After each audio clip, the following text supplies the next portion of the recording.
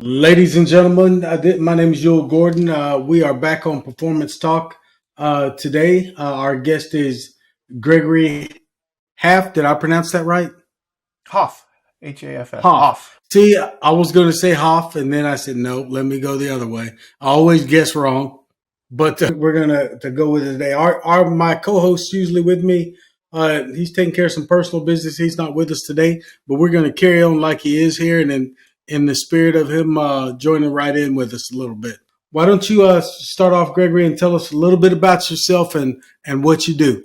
So my name is Professor Greg Haff. I'm the director of the Strength and Power Research Group at Edith Cowan University in Perth, Australia. I'm a weightlifting coach, a strength coach, and I also do a lot of research in the area of strength and conditioning, as well as teach doctoral and master's students about the profession and help them develop their careers. Okay. I'm also pretty engaged in the profession. Okay, so we are, we got the right person here today to ask some of the questions that we get when we're offline. So let's start off with a little bit about you, though. How did you get into the profession, and what made you go more of a kind of an academic route as opposed to just a strict coach route? So I got into the profession. I was an athlete. My father is a Marine, so he was a big part of our life was training. So, Right. getting up in the morning is something that I've been doing pretty much my entire life. Oh, so I'm not worried about getting you up at 6 o'clock. You've been doing that for a while. I've been up since 4:45. That's pretty much Man. it. So for me, that was kind of the direction that my life was supposed to go, according to my father, was to follow the family business of going to the Marine Corps. But as an athlete, when I was in college, I got talent ID'd by York Barbell as an Olympic lifter. So Okay. I was a track athlete, and I got into weightlifting. And a professor named Frank Pulo at East Stroudsburg University. This is back in 1988. So you've got to realize the NSCA is only a year old at this point. Right. Trust me, I was around back then. I graduated my undergrad in '85. So so Yeah. NSCA was relatively new. So he introduced me to that as a freshman, and it was something that was really interesting to me. And he kind of let me take classes out of order. So I was taking upper level classes as a freshman in the area of strength training. And I kind of got interested in it. And, I dabbled a little bit in cardiac rehab, but wasn't really my thing. And I really just wanted to be a strength coach, actually. That was kind of my goal at that point, and to compete in weightlifting, obviously. And so I went to Appalachian State and studied with Professor Stone. So I was one of Mike's grad students, and I did my internships in strength training under Meg. The issue was back then, the salaries for strength coaches starting out were abysmal. Man, you don't even have to tell me. I already know. We're talking sub 20,000 a year. You couldn't actually. Yeah. And so as much as I enjoyed the coaching, I started to get interested in the academic side, because really the job security, but also the ability to ask questions and to try to answer things. And my whole time at App State, I remember Professor Stone always asks you why you're here. What do you want? And the answer you never want to give is, I want to make more money. Yeah. That's not the answer he's looking for. I didn't have that as a desire at that time. Mine was more about, I wanted to learn how to be really strong. That's it. I just wanted to know how to be the strongest I could be. And that kind of has been my whole journey, is just to kind of improve strength and improve performance. And it's been an interesting journey, actually. It's taken me in very, very many different directions by opportunity. I think probably as far as the steps through the profession go, we've probably chewed on some of the same gristle, so to speak, in a way to put it. You started off by talking about, being able to make a living wage. I talk about that often on the podcast. We both do. And it's something I think the profession at the basic strength coach level coming in still struggles with just a little bit, and making it so that it's an attractive occupation for younger professionals. While I don't bemoan or downgrade the mentorship and the internship process, I think to make the profession a little bit more attractive or a little bit more doable for some of the younger professionals, we're going to have to go the way of athletic training and bring our living wage up just a little bit so we can keep the quality folks that are coming in that you're teaching right now. Yeah. Mm-hmm. Well, if you think about it, though, that's so. When I was president at NSCA, one of the things that we started was this process called the CASCI process. Okay. Yes. So in 2030, you're going to have to graduate from an accredited school. So what we did is we got a lot of the top strength and conditioning professionals from the professional sports in. We've got a lot of the collegiate ones, and we had a meeting and we discussed how to basically elevate the profession. So we decided to go down this route of accrediting universities. So to sit for the CSES in the future, you're going to have to go through an accredited university. So that's very much in the model of athletic training. Right, right, exactly. Is to elevate the profession. And we'll see how it goes. I mean, we started that, in 2018, and now they're starting to slowly operationalize that. And you're seeing positions available now within the U.S. for academics who have the expertise to actually be hired in these programs. And so I do think that's part of it. I think, I remember the days when, for example, one of my classmates, he was under Meg Stone at Texas Tech, and he was making $5,000 a year. And that's just unacceptable. I do think that it's more like almost like an apprenticeship in some ways. So there are, but I think a lot of young strength coaches see the list of the millionaire strength coaches on ESPN, and I think everybody. Yeah, there's a little difference. Yeah, and it's not the same across the board. But I do think in the time of NIL, it's going to change dramatically, either for the good or the bad. It's yet to be determined. Right. What is your thought about how the NIL is actually going to affect strength coaches? I feel like strength coaches are going to, their value is going to go up a little bit because particular guys or particular athletes that come in are going to have some desire to work with maybe a specific guy, so his value goes up, or a specific girl, I hate to say that, woman. My daughter would slap me upside the head for saying that. But, I'm just not sure, like you said, for good or for better or for worse, I'm not sure how directly the NIL is going to affect, what we do, but it will have an effect. Which way, we'll see. Yeah, for me, I mean, since I live in Australia, I'm a little disconnected from it. I only know what I read and the people I talk to. Hopefully that changes in the near future and I can come back to the U.S. system. But my first thought is that because of the transfer portal and people bouncing from university to university, I actually think injury rates are going to go through the roof because people. That's interesting. Well, the reason I think that is because people aren't going to be in a system. They're going to be constantly changing training systems because every university coach has a different system.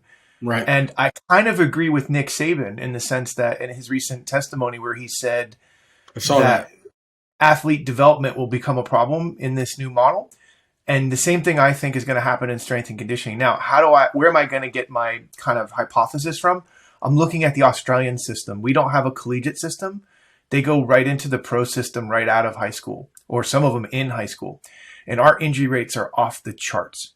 And strength coaches have gotten away down here from focusing on strength to focusing on rehabilitation and injury management. And our performance level is dropping off incrementally. If you look at Australia's performance in the Olympic Games since 2000, it has cratered in most sports because we don't have the development of our athletes over long systems. So for me, I actually think the college football player will start to have a much higher injury rate as they bounce from team to team to try to maximize their profitability. And I think in the long game, it's going to impact the NFL in a large way. And if you look at the last few years, the injury rates in the NFL are up. So, right. I've noticed that. Yeah. So I think from back to my original statement that I seek strength, I think it's difficult to seek strength and develop strength without time, and having this bouncing around can be problematic in my opinion. And we know that strength protects you from injury. I mean, there's enough data to show that. And so that's the first problem that I see. The second problem I see is when you have millionaire athletes wanting their own guy or gal to train them, that creates conflict within the team structure. Yes. And that's an issue. Team dynamics become an issue. So in some ways, it may be this new model forces the rise of the personal trainer strength coach more than the actual traditional strength coach. I don't know. That's the fearful side of me, the old school side. The other opportunity is for universities that have the resources to invest in substantial training facilities with, the best staff and sports science. That's a large portion of what's going on right now. Right. That might, change that dynamic, but I do think people tend to want to do their own thing. I have a lot of athletes down here that tell me when I try to work with them, I know my body, I'm going to dictate what I do in training, and, you're just here to kind of watch me. And so I think it's going to be interesting. I'm not sure. I'm not sure I like where it's going. It's having been, and I've worked with, numerous, college level teams and some, some high schools and with quite a few pro athletes, but always as a contractor. So I was never part of the organization. Yeah. And the biggest thing that I found was creating that bond or working relationship with the coaching staff and letting them know that you are there to be a value added resource, not necessarily someone coming in to take 4 or 5 of your athletes and have them do their own thing. And that's run into a little bit of back and forth with the athlete saying, hey, I want something different. I don't want to do the same thing that the team is doing because I don't think it works. So there's an ability to explain to the athlete, hey, look, I got to understand what your team's goals are so that we are not way off the mark when you go in. Now, individually, based on the demands of the sport and your needs, we're going to work with you as an individual. But if your coach thinks you are, a little light in hindquarters and you need to gain 10 pounds, well, we got to figure out a way to put on a quality 10 pounds so that you don't lose in other places. So yeah, man, that might be a podcast all by itself. Oh, absolutely. I think it's an interesting one. I mean, Professor Kramer and I were talking about this just a couple of weeks ago. We were going back and forth about what we think about the NIL, the implications and things. Professor Stone actually reached out to me. We talk a lot yesterday, and he was saying that he actually foresees with the NIL and this whole new system that the Olympic sports are going to die in the collegiate system in his mind because of resource reallocation. Because I hate to see that. He's kind of, he's always kind of looking for he looks for the biggest doom and gloom sometimes. Gotcha. But I don't disagree in the sense that we know that the Olympic sports have always they've been propped up by the major, the power sports like football, basketball, etc. And if we need those resources now to funnel towards our athletes, then those other sports won't actually survive because there won't be the resources to do it. So it's going to be really interesting. And I think there's opportunities to do better. But we do know when outside people come in, it doesn't always go smoothly. It sounds in your situation it did. But if we look at some of the stories coming out of NFL where guys have their own personal trainers and the conflict that it with the coaching staff when the philosophy doesn't match. And one of the things we're noticing in academia right now is it's becoming quite difficult with students because there's so much noise out there in Instagram and information out there that the students actually don't believe the stuff we're teaching them, and they tell us we're wrong. And they call the information. We have false information, and we're like, but this is the scientific paper that says this is what we need to do. And they're just like, no, I don't believe that. And it's becoming really challenging. And it's actually one of the things that I reached out to Professor Stone because we're seeing it really heavily here in Australia at the moment. Really? Unfortunately, that's also a factor in the number of injuries. Yes, absolutely. That our athletes are experiencing nowadays. And I noticed even before the NIL that there was a little bit of increase almost annually on certain types of injuries. And you could almost directly relate it back to how athletes were training and that training coming from sources, usually the internet, that weren't scientifically backed. Absolutely. And I agree wholeheartedly. We see that down here. We've actually become so fearful of injury that we've created what I call the futile cycle of injury. We underload them because we want to prevent injury, but we never expose them to the loads that they need to be inoculated against injury. Right. And so the problem becomes they get injured. Oh no, we got to unload them more. So we unload them more, so they get injured more. And it's a fearful thing. So yeah, I'm chuckling a little bit because, occasionally when I talk to professionals from around the world, you guys tell me, you give me this type of story and I go, exactly. We're gonna basically unload them because we're, to try to protect them from injury. So, and I had a coach tell me, hey, you're going to wear them out before the game if we do that warm up you got. I'm like, no, we're going to prepare them for the game. But they're going to be tired when they get done with your warm up. Well, the warm up's 10, 12 minutes. Well, I'd say this: if they're tired from your warm up, we're not training hard enough. Exactly. That's exactly the point. And then, it's so from when you start looking at stuff like that and you go, how do we fix that? The first thing I say is practice harder. And I get crazy looks like, I'm like, coach, your practices are too light. Well, I don't want to wear them out. We got a game on Friday. It's Monday. Absolutely. And it's interesting. The old school coaches get it. My wife is a strength coach as well, and she worked in professional netball here, and they basically compete on the weekends. So professional netball in Australia is the biggest women's sport in the world, really.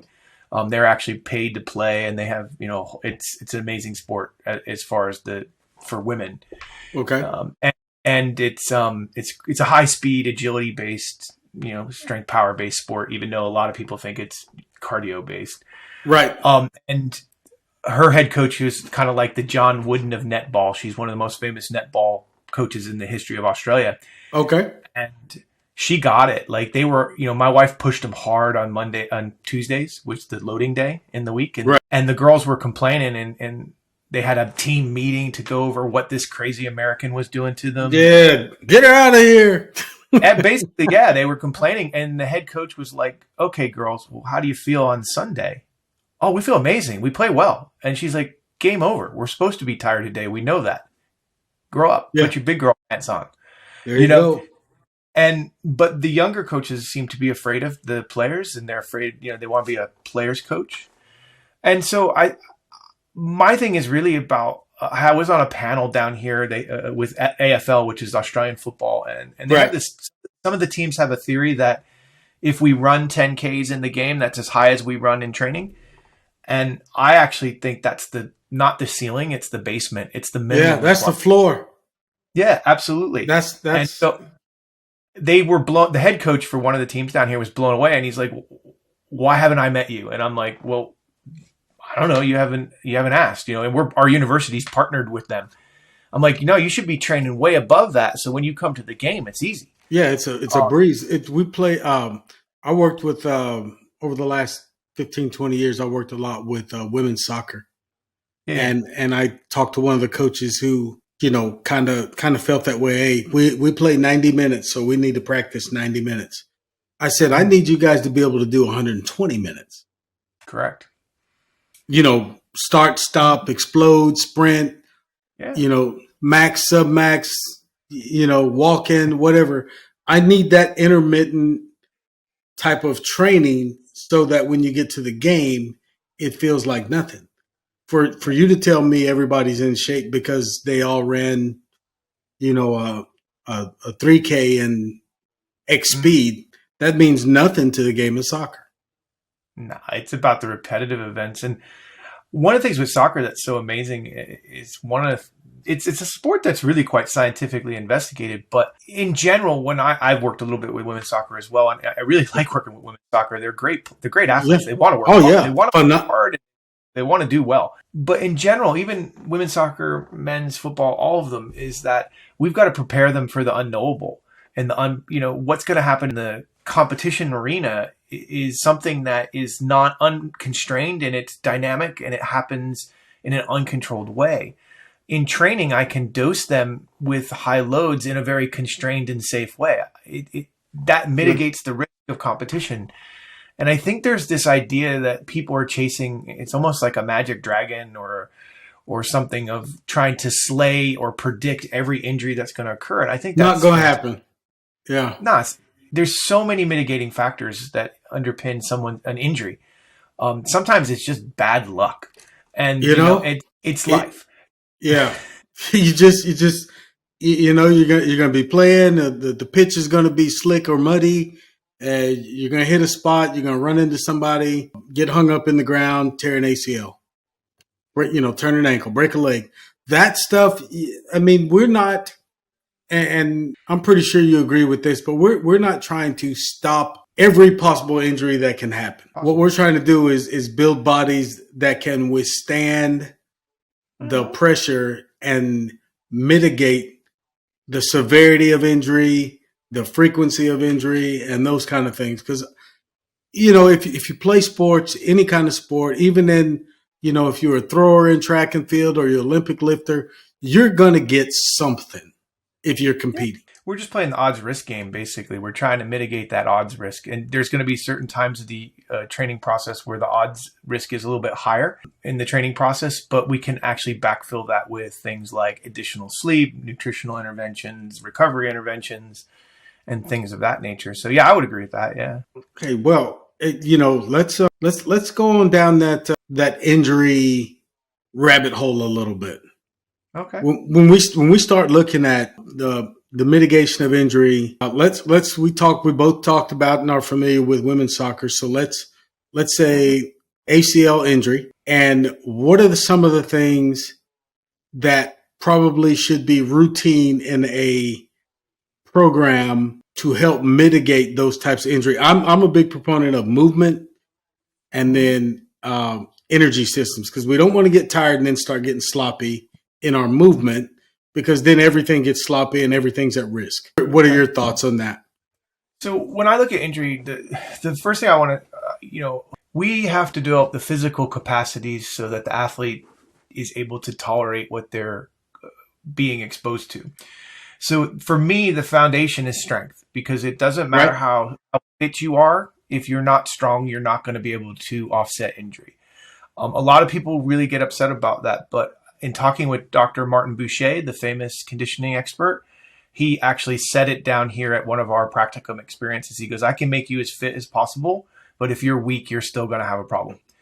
So for me, I've got to have a holistic training approach where strength is the foundation. The goal of a strength coach is to get people strong.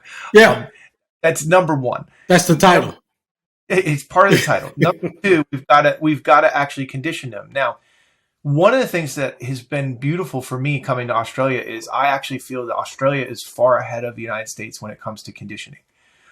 We are very, very scientific about it, and we actually are able to dose it to individual capacities.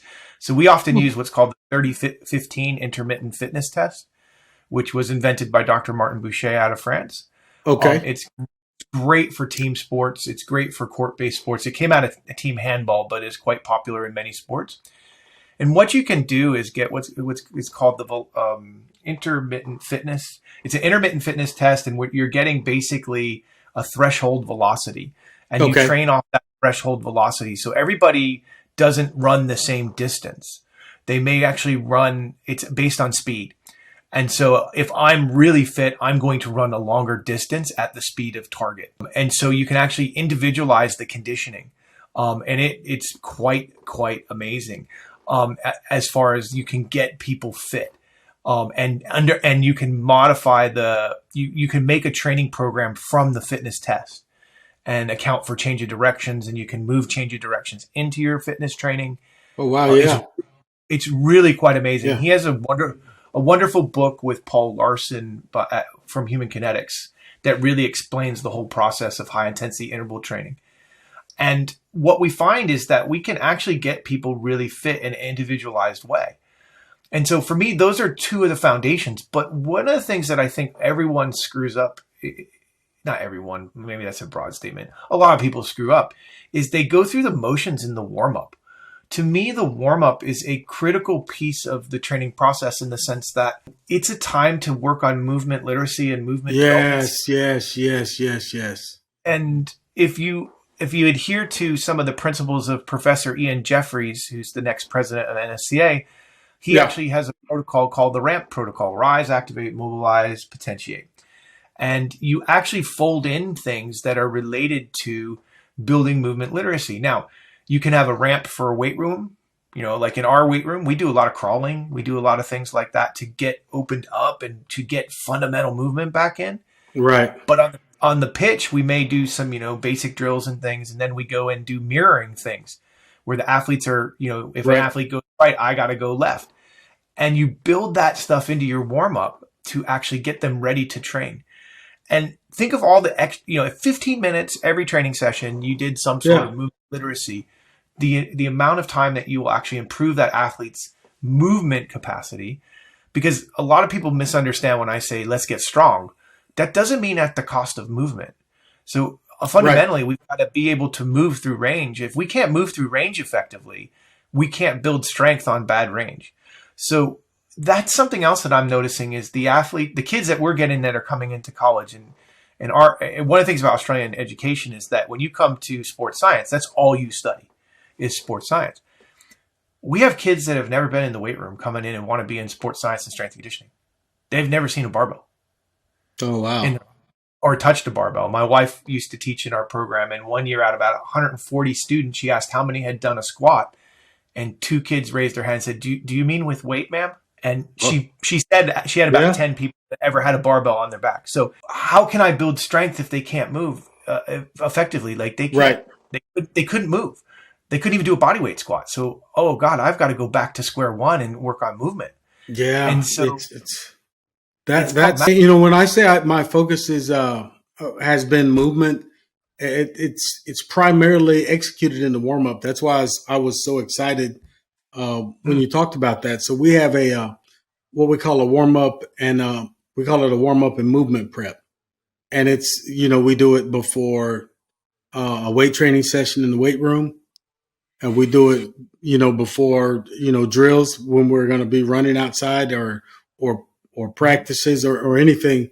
I think when you take that warm up and you focus on those foundational pieces, and then when you get ready to put in your sports skills or you get ready to move the weight, at least you have an idea of maybe what some of the negative points of their squat might be, because you see them squat in the warm up.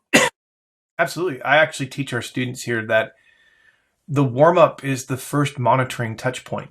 So for me, if I know my athletes well enough and I'm familiar with them enough, I can actually watch them move and know immediately that something's wrong. Because to be honest, I don't think in my experience, at least some of the places that I work at the moment, the athletes are honest on monitoring forms. When I've worked in American football, those guys aren't going to tell me when they're not right. They don't want me to know their weakness. I'm good. That's the thing you hear all the time. Hey, how you feeling today, Bob? I'm good. Yep. All right. I see you shuffling over here, and you're not 75 years old. So, what's hurting? What's tight? What's sore? What's looks like your Achilles tendon? What then you got to kind of talk them all the way through it, and you realize they're not really good. No, they're not. One of the ones I always look for is if they keep looking for the foam roller to roll around on. Yeah. Getting their foam roller loving on. I'm like, dudes, come on. What's going on? I tried working in special forces. It's even worse. I've actually moved into the military space, which, to be honest, I actually enjoy immensely. But yeah, I think the warm up is so critical, not only for developing movement competency and literacy, but also from a monitoring touch point. And I learned a lot of that from my wife, who is a master at dissecting her athletes and deciding whether or not they are where they are and where they need to be, just visually from a connection standpoint. Okay, is your wife still in the game, so to speak? She's still a strength coach? She's a weightlifting coach primarily at the moment. The market down here in Australia is just minuscule, because we have no university sports at all. Right. So there's no job market there, and there's limited professional opportunities. So like in Western Australia where we live, we have 4 professional teams really. That's about it. And so it's very difficult to get employment. She was a strength coach. She replaced Meg Stone at App State. She was the Meg's hand-picked replacement for herself when she was at App State, App State. That definitely gives her an outstanding reference. Absolutely. No, Erin's my wife, pretty outstanding. She's one of only 3 women in all of us. She'll kill me for saying that. 3 people in Australia that are certified by the IWF to train weightlifting coaches, and only one of 2 women in the entire country. So she's super elite. She was on the NSCA position stance for weightlifting and stuff like that from the coaching side of things. Well, maybe we'll get her on at some point too. Be interesting. It'd be interesting to see her to hear her perspective as well. But back to what we were talking about with that warm up, and I always, from the warm up, I always kind of fade right into buy-in, because a lot of times when you're trying to spend that much time on a warm up, like I touched on earlier, sometimes coaches push back a little bit. Hey, you're taking all my time. I need that extra 15 minutes to do X, but coach, if we don't warm up, X is not going to make a difference. And oh, by the way, on the back end, I won't have to do this. So there's your time back over here. So how do you approach that and make sure that, coaches as well as athletes are understanding about the whole thing with strength and the warm up and all these things? Consistency and persistency are critical. So you can't just do it sometimes. Well, one of my favorite sayings is, how you do small things is how you do all things. Yeah. So like it. When we start to look at the warm up, my first thing is it has to be done with intent. I see a lot of athletes go through the motions. They look like they're not even in not a flow state, but they're not even in the moment thinking, working on their craft in the warm up. It's like, going through the motions. Right. Well, first off, we want to make sure it's done with intent. And when I'm talking with coaches, what I say to them is like, the number one thing we know about athletes that help us is availability. The more available our athletes are to play, the better performance we're going to have. Me spending this 15 minutes is going to ensure that you have better availability, because I'm going to potentially reduce the risk of them becoming injured or at a sub level. And so I look at it from that perspective. Everything I do as a strength coach, a lot of people really misinterpret some of the things I say. I want people to be strong. Yes, I want people to squat double body weight. Those are important things, but I'm not chasing numbers. I'm chasing developing an athlete in order to be able to be available to compete. And the number one ability. Absolutely. For example, if my athlete is injured and cannot squat, then I will use a belt squat. If they can't put a barbell on their back, they are still working a capacity, but I'm still having to get them ready for that availability. So for me, I try to sell it from that perspective, because coaches, they're smart people. They wouldn't be where they are. Absolutely. They just don't understand the nuances sometimes of what we do, because they're not trained in it, because they haven't been in that space. Some of the best coaches that I've actually worked with have been strength coaches that have become head sports coaches. Right. One of the top netball coaches in the world, a woman named Tracy Neville from Great Britain, she actually pulled off one of the most colossal upsets in netball in the world when the Australians were. She beat the Australians, the English Roses, English team, not the Roses. The British team beat the Australians, but she's a strength coach with the UKSCA, so she had strength at the center of their training program, and they were less performance talented, like as far as skill, but they were better physically prepared. Because the Australian system is all on skill, not on strength. So it was really interesting. And then in professional, my wife consulted in AFL, Australian football. And one of their great coaches was like, if they can't do these strength movements, then they're not going to be effective. And fundamentally, he was a strength coach.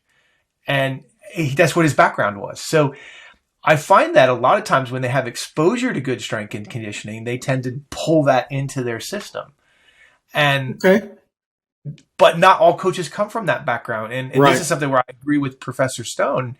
There isn't this centralized coaching education kind of construct where strength coaches and sports scientists and sports coaches are all trained together so that they can have a common language. So we've got to kind of find that common language. And that's a great point and a great statement, because terminology, language, starting point, all of those things I think are critical. We can all start with the athlete, and I think we all intend to start. Okay, we want to start, and everything's focused on the athlete, but what's the objective?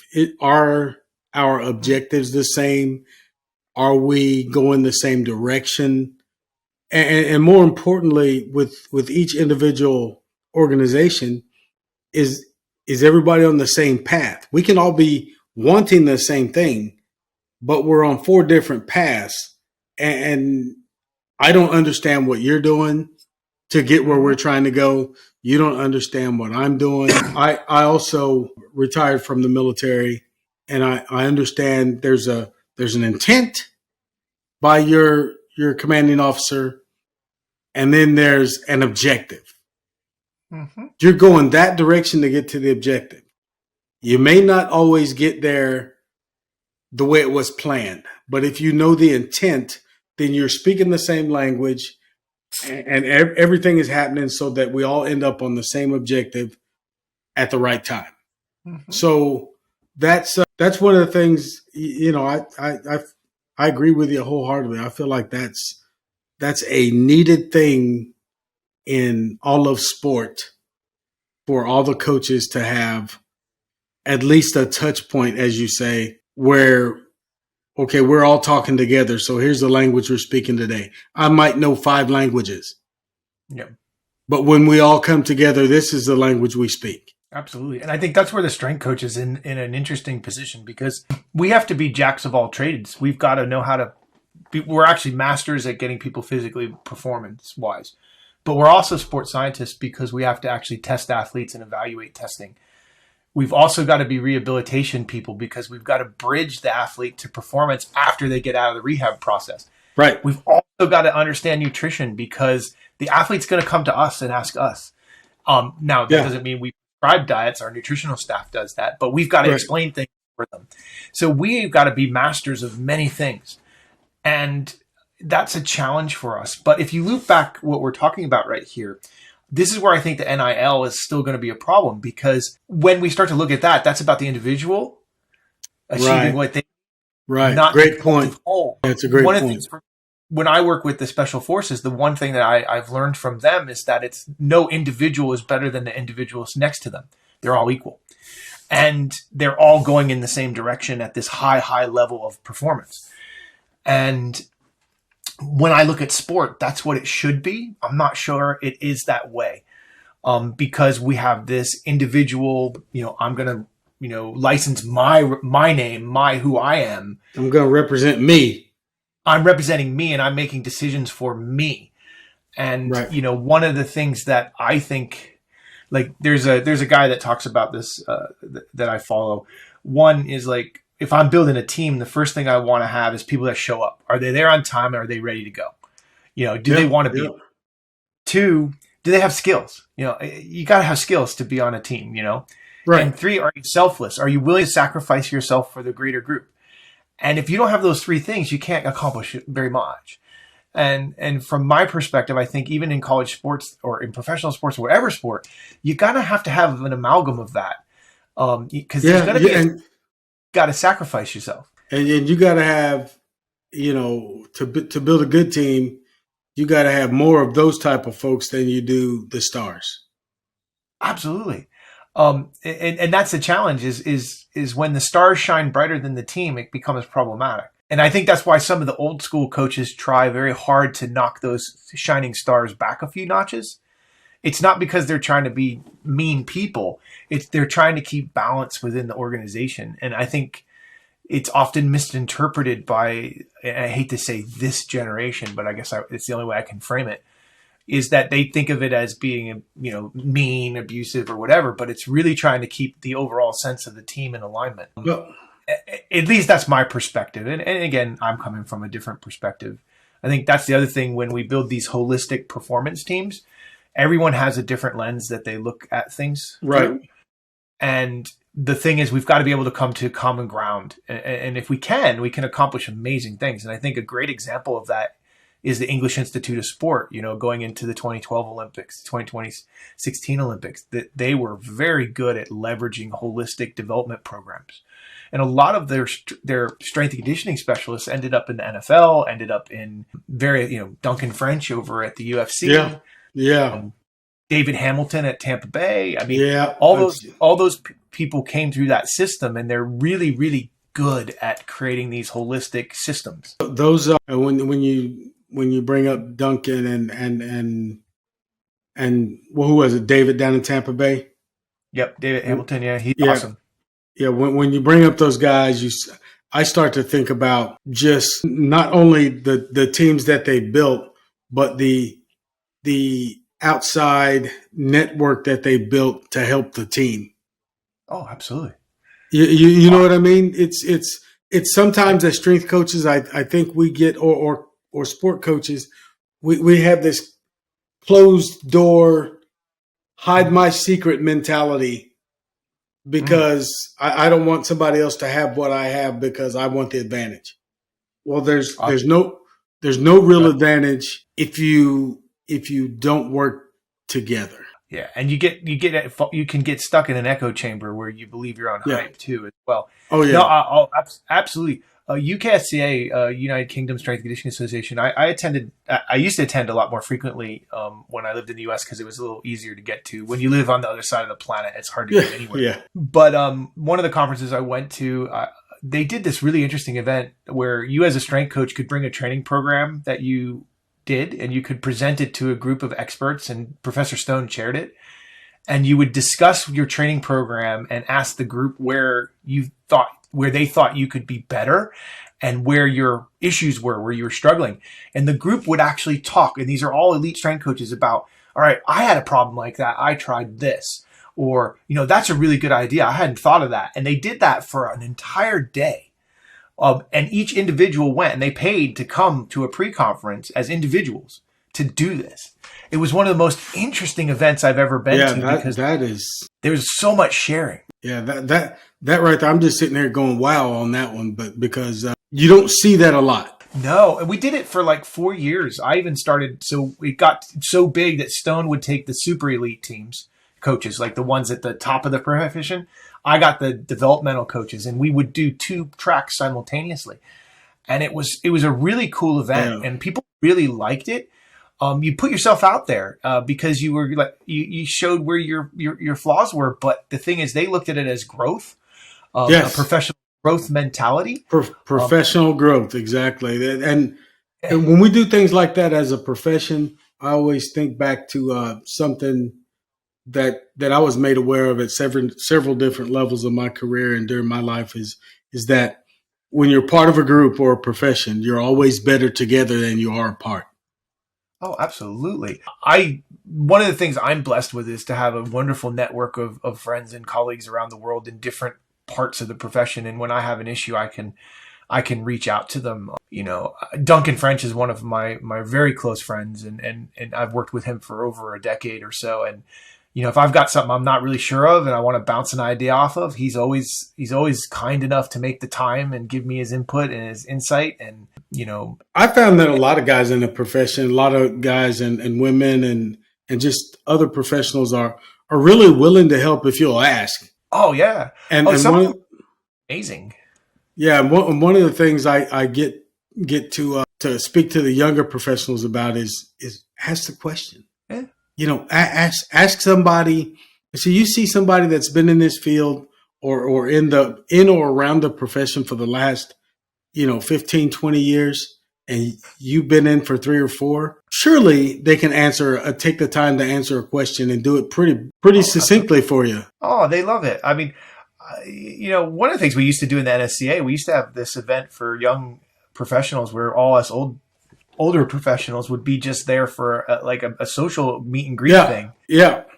And, and the young coaches could come ask us questions. You'd be surprised at how much the legends of the profession are actually really down to earth human beings that will talk to you. I mean, I mean, one of the guys I just adore talking to, and I actually consider him to be the best strength coach in the world, is Jimmy Radcliffe from Oregon.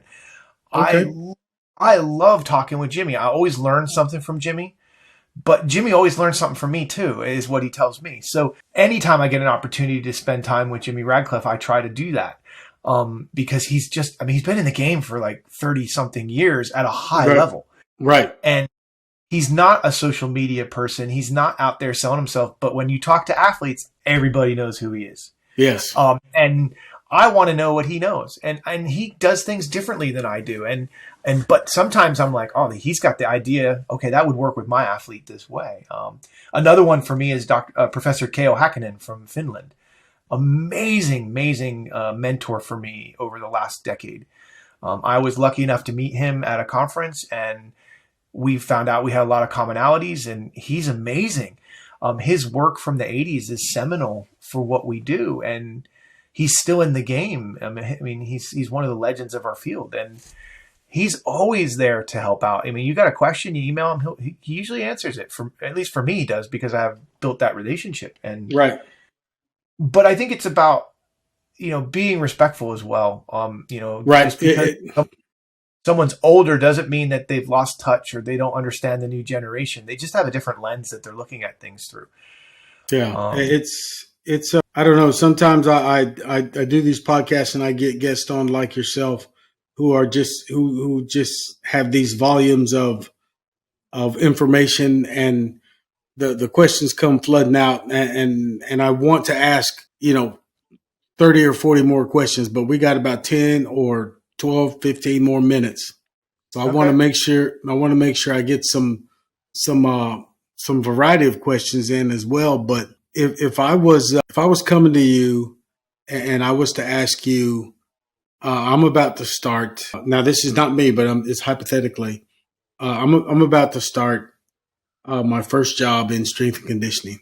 I've had the internships. I've got a couple of mentors, but I'm really, I don't know if I know enough to take over this first job as the head strength and conditioning coach. What do I do? Well, the first thing is you better be prepared. For me, I think preparation is one of the most important things. I love the axiom, we don't rise to the occasion, we fall to the level of our preparation. Yeah. Okay. Because if you're not prepared to do what you need to do, then you're going to have a problem. You will get found out really quickly if you don't know what your stuff. Like if you don't know the nuts and bolts. Right. Obviously, systems can be learned because every place that you work has a different flow and systems of how things are operationalized as far as rules and regulations, etc. Right.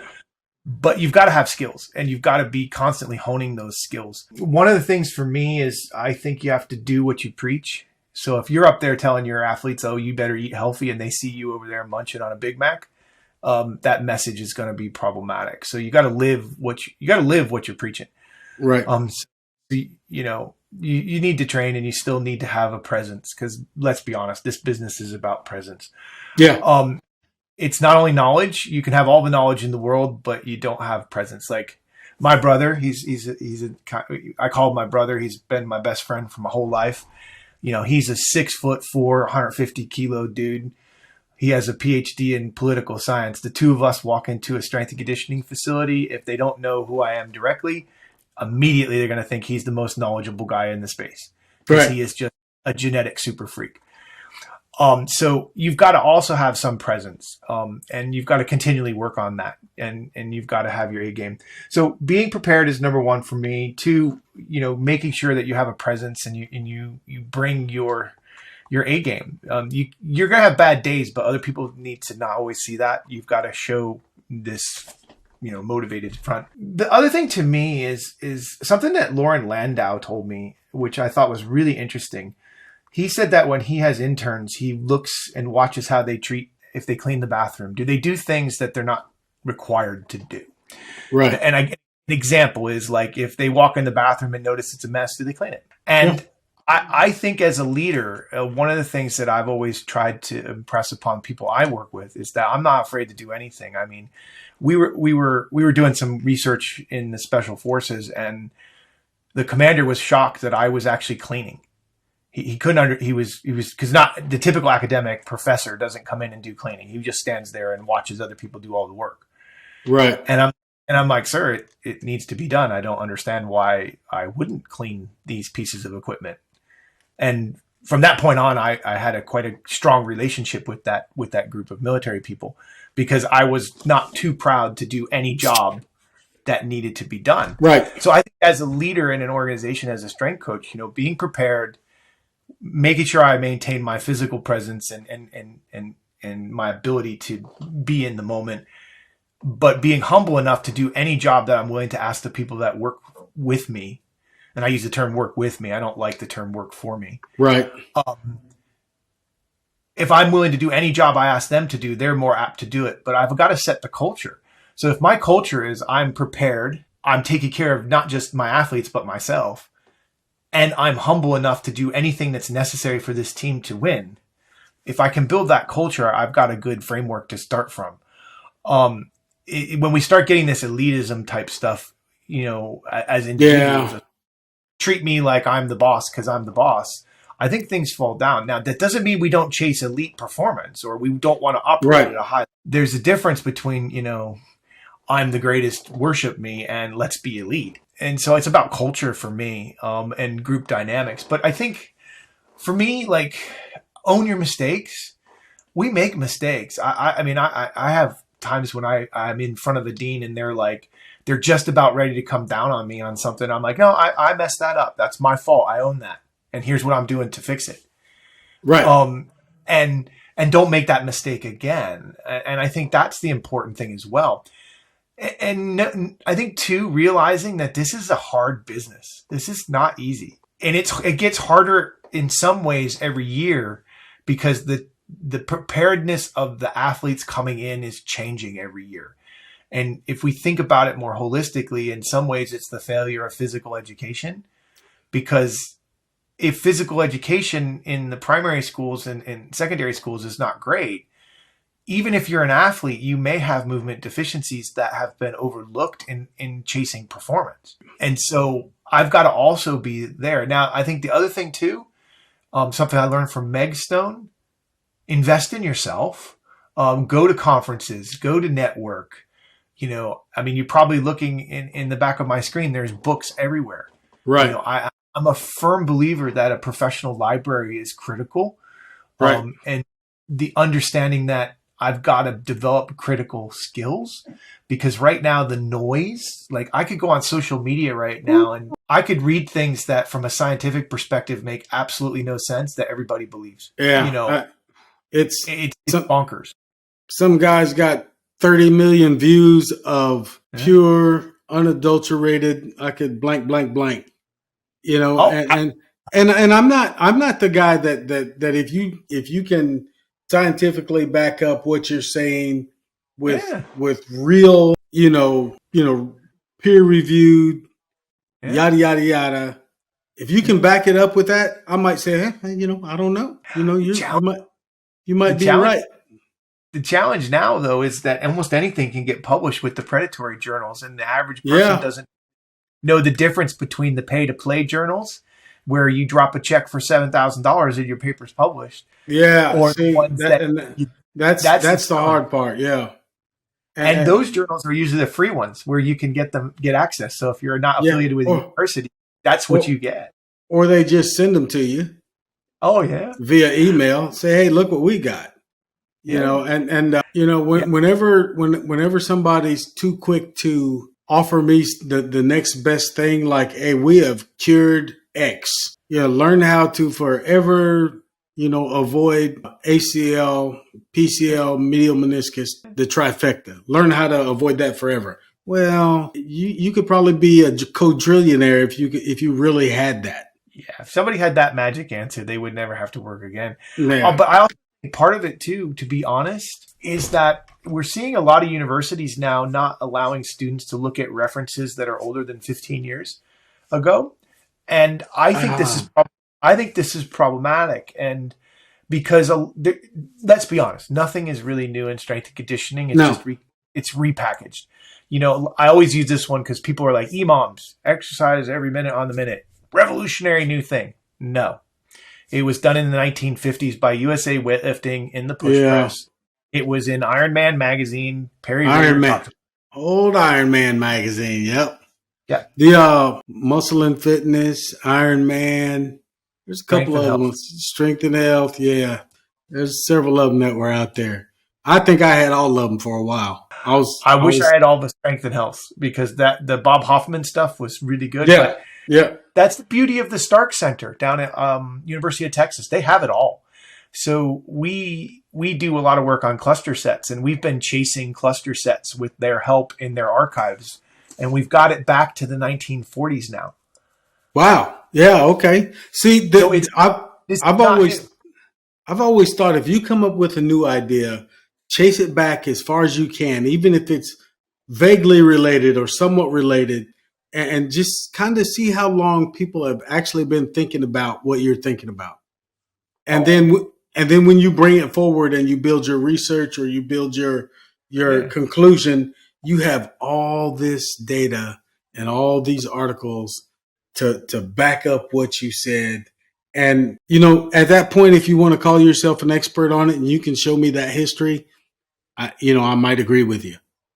Well, that's like when I did my thesis. My thesis was on carbohydrate supplementation and resistance training, and I did it under Professor Stone. And when I started the review of literature, he handed me a paper from the 1930s in the Harvard physiology lab where a dog ate carbohydrate and walked on a treadmill. And he's like, all right, here's your starting point. Go. Read everything from then until now. And it was 1993, 94 when I was working with him. So how much stuff did you come up with? Something like 500 articles he had me read, and I had to know them from memory. Yeah. But even if you think about it even further, like, how kettlebells are the big thing right now. Right. If you go to the Biltmore House in Asheville, Tennessee, North Carolina, you'll see kettlebells in the Biltmore House that was built in the 1800s in the basement. Yeah. Yeah. There's wonderful books on kettlebell stuff from the 1800s. And, Professor Andy Fry and I were sharing some examples of that with each other a while ago. Even more interesting is there's a wonderful book on military training that goes all the way back to the Spartans and the physical training that they did and how it evolved for military. And not a lot is new. It's just how we apply those things is different. Even periodization, we can track it back to the ancient Romans. Our understanding, I think, is probably a little deeper. Yeah. I won't say the best, but our understanding is a little deeper on many of those things. So, yeah, like you said, a shiny new bow on it and repackage it, and there you go. But anyway, listen, go ahead. Listen, Professor Haff. Yes. Greg, I hate to stop us right now because I feel like we could just go for another hour. But production folks might be a little bit mad at me for running over. That's all right. Just because, they like to say it's supposed to be an hour. Well, you don't pay us for more than an hour. You're right. I don't. You're exactly right. Thank you very much for what you do. No. All right. But it's a pleasure chatting with you. I would tell you, don't be surprised if you hear from us again. We do a lot of things where we have, these round tables and we have professionals on to discuss things. And we have some guys on that you probably know, Dr. Bird, Stephen Bird, Tim Suckamil, Paul Comfort, all those guys, they're usually, part of those things. And don't be surprised if you get an invitation. We would love to have you back. And I really do appreciate your time today. And I would say getting up early, but since you get up early on the regular, I'm just going to train now. I mean, I just moved my training time by an hour. Well, thanks for joining us. And, we look forward to having you on